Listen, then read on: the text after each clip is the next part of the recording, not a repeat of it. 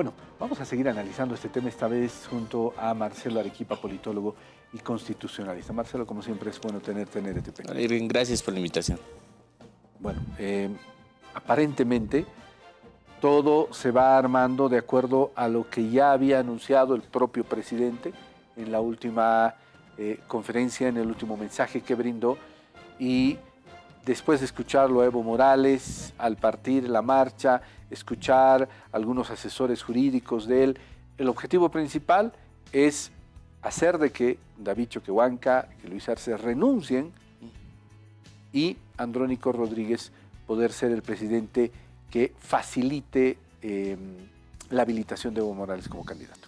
Sí, o sea, en los últimos 2 días creo que ha quedado bastante claro y redondo el plan, el objetivo final que persigue esta marcha que lidera el expresidente Morales. Antes de ayer, el abogado personal de Evo Morales, Orlando Ceballos, desde Sucre, diciendo textualmente que lo que se busca es la sucesión presidencial y que llegue hasta Andrónico Rodríguez. Eso es lo que se busca, es lo que quieren. Ayer Evo Morales, en su discurso de inicio de su marcha, dijo más o menos lo mismo, es decir, que si el primer hombre y el segundo hombre de Estado no van a estar, aquí está el tercer hombre de Estado y lo señaló Andrónico Rodríguez. Entonces, primer gran eje, digamos, si quieres, de esta marcha, buscar el acortamiento de mandato. Segundo gran eje de la marcha, en la clausura del ampliado en Villatunari, Evo Morales da un discurso, y su discurso, de sus conclusiones que él dice: de aquí en adelante vamos a marchar por 3 razones, dice él. Primero, que se legalice el Congreso de la UCAeñe. Segundo, que se lo habilite como candidato. Y tercero, que se prohíba cualquier iniciativa de referéndum. O sea, razones políticas y razones además personales del mismo. Entonces, claro, por eso todas relacionadas con su candidatura. Exactamente. En estos 2 últimos días creo que le queda muy claro a la población eso, el mensaje principal de por qué es esta marcha. A eso le añadimos la violencia de ayer generada en la localidad de Vila Vila, y creo que una marcha realmente para salvar Bolivia de esa forma, creo que nadie quiere en estos momentos, ¿no? Ahora, seguramente la gente de a pie, Marcelo, se pregunta, yo voy a recordar cuando en su momento, mira, se me ha ido en este momento el nombre de esta señora que era diputada, en su momento del MAS, quiso presentarse como candidata a la alcaldía en Cochabamba, Rebeca Delgado, sí, y se la inhabilitó porque no vivía en Cochabamba, porque ella era diputada y algún otro. Pero yo no recuerdo que ella haya originado tanto problema, encaprichada por su candidatura, para llegar a ser candidata. ¿A qué me refiero? De que cualquier persona, cuando se le dice, oye, tú estás inhabilitado, respeta lo que dicen las instituciones. ¿Por qué Evo Morales no quiere hacerlo? O sea, él considera que sigue teniendo un superpoder, se ha enamorado mucho de la presidencia. Durante muchos años él habló de que el MAS debería tener nuevos candidatos, nuevas figuras. 4 o 5 años después se olvida de lo que ha dicho y quiere insistir con ser candidato. ¿Qué es lo que pasa? Mira, a todos nosotros de manera individual creo que nos gusta siempre recordar el mejor momento de nuestra vida, o sea, y cuando hemos sido más alegres, más cómodos, más felices, ¿no? Y si uno revisa un poco los discursos de los últimos meses solamente del expresidente Morales, uno se va a dar cuenta de algo que creo que lo devela también en esta parte. Él dice todo el tiempo, estamos viviendo como si estuviéramos a finales del 2005. Estamos llegando a ese momento, dice. O sea, hay una suerte de recreación en la propia psiquis del expresidente Evo Morales de ese momento, de como si esto fuera la Bolivia del año 2005.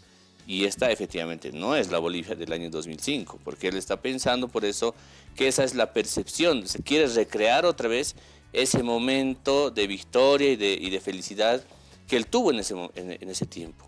Y eso, claro, se une a toda la trayectoria que tiene que ver con cómo administras el poder y cómo vives del poder en realidad, ¿no? Entonces, lo veo más como una suerte de experiencia personal que él no quiere salir porque hay otro límite que le pone también a su propia vida, a su propia existencia, y es el año 2016-2019. No quiere volver a ese momento.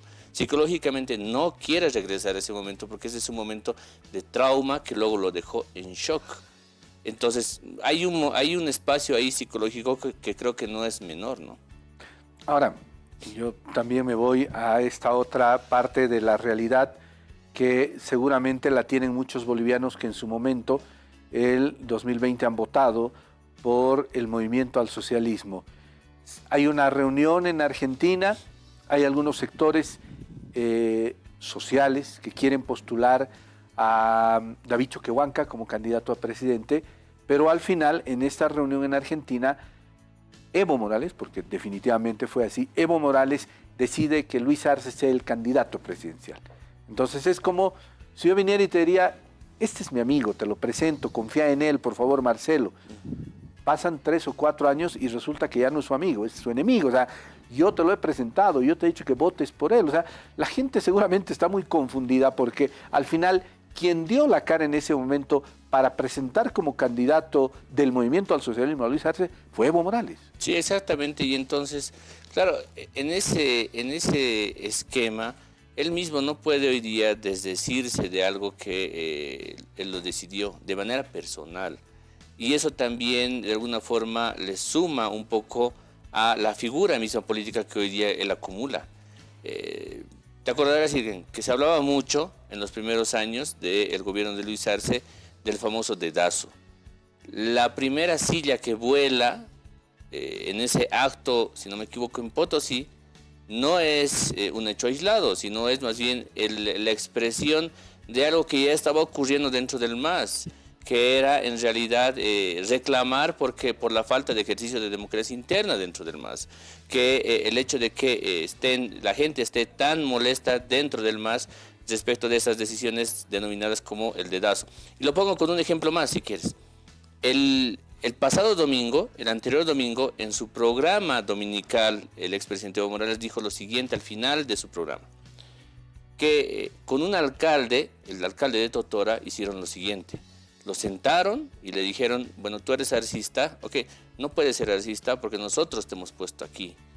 Si tú no te declaras evista, entonces vas a tener problemas. Eso es lo que dice textualmente. Entonces, claro, ahora ya entiendo realmente por qué las cosas funcionan en su ideario de o por las buenas o por las malas. Las malas habían sido, digamos, esa suerte de amenazas y de decir, tú me perteneces, tú eres de mi propiedad. Y creo que eso, de verdad, creo que está generando una fractura interna bastante fuerte dentro de ese partido, ¿no? Ahora, cuando se habla de otro tema que también no deja de ser interesante, no deja de ser menos importante en este momento, y es el que está referido, querido Marcelo, a lamentablemente esta imposición que se hace en determinados cargos. Cuando uno ve a Evo Morales en esta intención de ser presidente sí o sí, se nota que no va a permitir que nada lo detenga. Y claro, o sea, ahí están todas las alocuciones o los mensajes que están mandando los evistas. Mira, yo ayer en la mañana justamente salía una encuesta que es pública de una empresa privada, no es una empresa del Estado, sino es una empresa privada que hace una encuesta pública respecto justamente de este tema de la movilización. Y ahí hay dos datos que me parece que son relevantes. El primer dato, a la gente se le pregunta, ¿es una movilización legal, legítima o es una manipulación de Evo Morales por su candidatura? Poco más del 60% de las personas dicen que es una manipulación de Evo Morales por su candidatura, ¿no? Segundo, luego se habla de el hecho de, es un problema, que esa es una marcha que va a traer problemas al país. Gran parte, más del 50% de la gente dice es un problema que va a traer gran problemas al país. Entonces, claro, esto termina por encerrar por eso ese marque de lo que está haciendo ahora mismo el señor Evo Morales no es necesariamente lo que se tendría que hacer hoy día, lo que los políticos deberían hacer hoy día, sino más bien deberían estar enfocados en otra cosa. Es decir, la factura de la electoralización del ambiente ya la está empezando un poco a cobrar a él. Y eso, con esta marcha que puede generar violencia y que puede generar más tensión, le puede terminar por cobrar mucho más. Y creo que eso no está magnificando en la evaluación que ellos mismos, ¿no? La vida que me ha dado en estos años de periodismo me ha mostrado de que en política puedes ver hasta lo inimaginable. En reiteradas oportunidades, cuando se lo entrevista o cuando habla Carlos Mesa de Evo Morales, lo va a hacer de forma negativa. Sin embargo, hoy, gracias al apoyo de su bancada y de la bancada camachista, Andrónico Rodríguez podría llegar a ser presidente y Evo Morales podría llegar a ser candidato presidencial y a lo mejor presidente nuevamente. Es posible, como dices, es decir, las fichas de la política nos han demostrado que desde esa famosa frase de cruzar ríos de sangre, de verdad nuestra política tiene esa dinámica y más aún en un escenario en el que lo ideológico, cuando prima lo pragmático, usualmente no tiene, digamos, contenido y más bien ahí se puede permear este escenario. Entonces, todo puede esperarse, creo yo, pero eso sí, hay algo que a mí me llama mucho la atención y va en el sentido en el que la población cómo está viendo esto. Y la población creo que está muy preocupada de algo que tiene que ver con, vamos a ver el tema económico primero y al año hablaremos de elecciones. Y creo que ahorita quienes están empujando a hablar del tema de elecciones los van a llevar muy mal porque este no es el momento de resolver los problemas políticos. Los problemas políticos se resuelven en las urnas, no en la calle, ¿no? Querido Marcelo, te agradezco mucho la visita. A ti, Irgen, gracias. Bueno, ahí estaba Marcelo Arequipa, politólogo.